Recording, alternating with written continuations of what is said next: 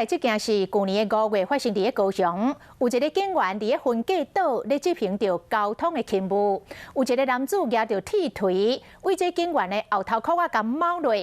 代志发生5点前后，这个嫌犯被抓到，伊承认讲，确实有想要互警察死，甚至想要抢伊的枪，结果是方用杀人未遂来移送。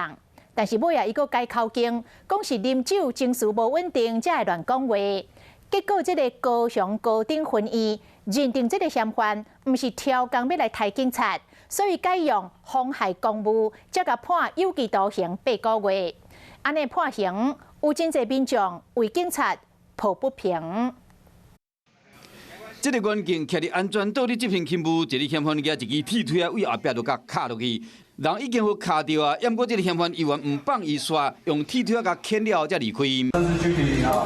案发后5点钟，就互人抓到啊！这个代志发生伫去年高雄三民区大顺二路甲民族一路口，当时嫌犯和警方依照杀人未遂罪移送，初步精神伊心里讲要这个冤警死，甚至拍什么抢枪。不过后来又搁讲是因为啉酒关系情绪不稳定，才乌白讲。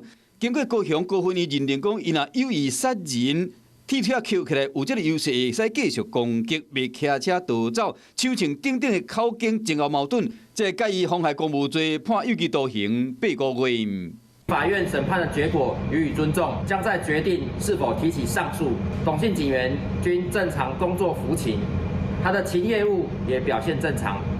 虽然事后被伤害冤警恢复情形真好，目前嘛尊重司法的判决，不过造成伤害已经是事实。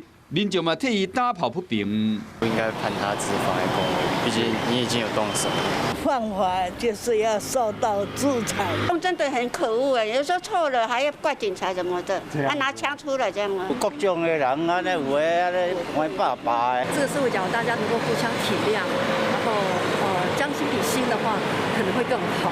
警察是风来风吹，日来日拍，雨来雨淋，甚至伫疫情期间，都在执行各种的勤务。想到执行勤务时会互人攻击，外界嘛希望讲会使判较重咧，避免讲有人有样看样。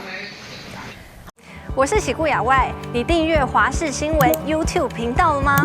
记得按赞、订阅、开启小铃铛，也不要忘记收看华视新闻杂志哦。